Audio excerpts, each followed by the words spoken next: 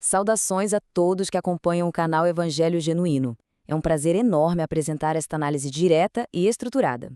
Hoje, o nosso foco é mergulhar nos 10 ensinamentos de Jesus para fortalecer a vida espiritual, incluindo amar a Deus, amar ao próximo, perdoar, confiar e permanecer em Cristo.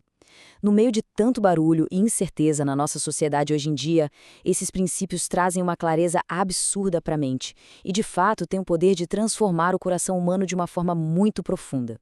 E olha, em vez de só jogar uma lista de regras qualquer, a nossa análise vai guiar essa jornada por uma progressão coesa, dividida em 4 etapas essenciais. 1. Os pilares do amor. 2. Perdão, confiança e o reino. 3. A postura com o próximo. E 4. Fé e conexão constante. Começando então pela nossa primeira etapa, os pilares do amor, que é sem dúvida nenhuma a base de todo crescimento espiritual. A profundidade do primeiro ensinamento, que vem lá de Mateus 22:37, deixa bem claro que o maior mandamento não tem a ver com rituais externos vazios, mas sim com um relacionamento interno e super profundo. Amar a Deus com todo o coração, com a alma e com a mente, significa, na prática, colocar o Criador acima de qualquer outro desejo ou medo passageiro do mundo. Quando a gente estabelece essa prioridade, a vida simplesmente encontra o seu verdadeiro equilíbrio e a existência ganha um propósito muito mais claro. Aí entramos no segundo ensinamento, de Mateus 22:39, que mostra que o amor ao próximo é totalmente inseparável do amor a Deus. Mas como isso funciona na prática, né? É tratar as pessoas com respeito, agir com compaixão e praticar a empatia mesmo. É um princípio que bate de frente com aquele nosso egoísmo natural humano. Afinal, a verdadeira fé se manifesta para o lado de fora através desses pequenos atos de bondade, tornando a pessoa um instrumento de mudança na vida de quem está em volta. Avançando agora para a segunda fase da jornada: perdão, confiança e o reino. Aqui, o foco muda um pouquinho para a cura interior e o alinhamento das nossas prioridades.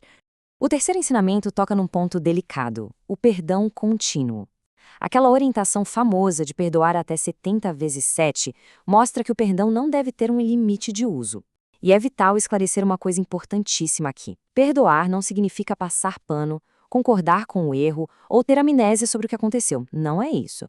Trata-se de uma decisão totalmente consciente de soltar as amarras do passado e liberar o coração, garantindo a própria liberdade e cura emocional.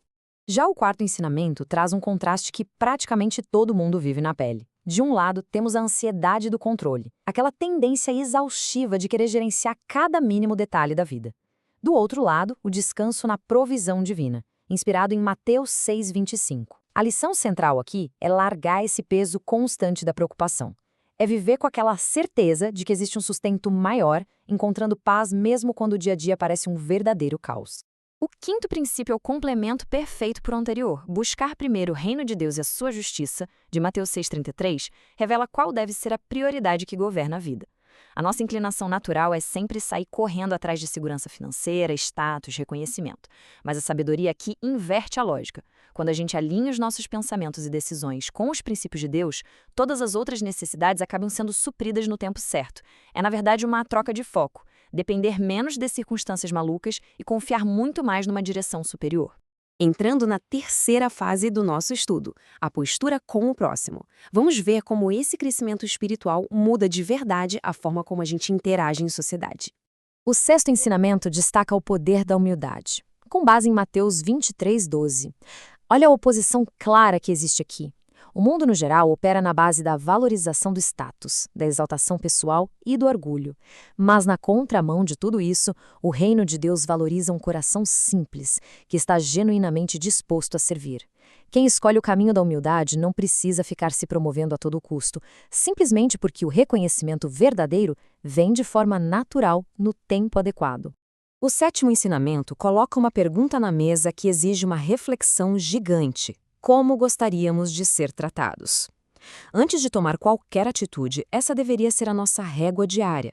Fazer o bem, como é sugerido, exige muita maturidade, né? Porque o instinto, muitas vezes, é querer retribuir na mesma moeda, o que só perpetua as brigas.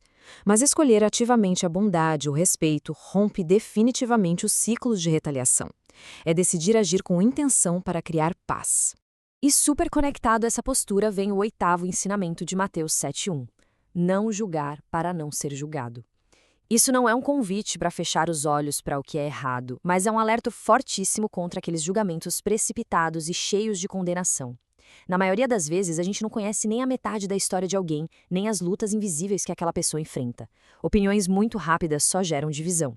Quando a gente evita a crítica severa, abre-se um espaço enorme para a misericórdia e para construir relações muito mais sólidas. Afinal, todo mundo falha, e a graça que a gente oferece aos outros é a mesma que vamos precisar. Chegamos então à nossa quarta e última fase, fé e conexão constante, onde a gente explora essa necessidade de se manter ancorado espiritualmente todos os dias. O nono princípio é muito focado na fé. O famoso ensinamento de Mateus 17:20 sobre a fé do tamanho de um grão de mostarda revela que a força de uma crença não está no tamanho aparente dela, mas sim na sua sinceridade absoluta. Mesmo uma fé que parece minúscula, quando ela é verdadeira de fato, tem força para mover montanhas e superar barreiras que parecem impossíveis. É um super incentivo para não desistir diante das dificuldades visíveis. E o 10º ensinamento traz aquela metáfora incrível de João 15:5. Jesus como a videira verdadeira e as pessoas como os ramos. A chave de ouro aqui é a permanência. Pensa bem, um galho cortado da árvore não sobrevive, muito menos dá frutos, não é verdade? A vitalidade espiritual funciona do mesmo jeito, depende de uma conexão ininterrupta. Não se trata só de ter um momento de crença isolado, mas de cultivar hábitos diários, seja pela leitura, meditação ou fazendo bem. É a constância dessa ligação que fornece todo o sustento para a vida.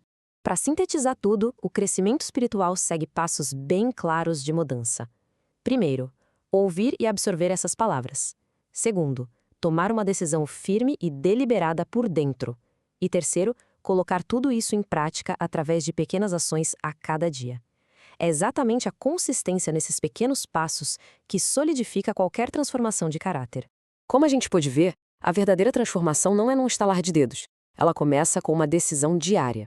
Esses princípios não são só registros históricos, são convites abertos para uma maneira muito mais elevada de se viver. E para quem curte aprender através destas análises explicativas e quer apoiar o trabalho do canal, deixar um gostei e confirmar a inscrição faz toda a diferença. Mas encerrando nosso estudo de hoje, fica aqui a provocação. Dentre todos esses 10 ensinamentos, qual deles mais está precisando ser colocado em prática hoje mesmo? Fica a reflexão. Até a próxima.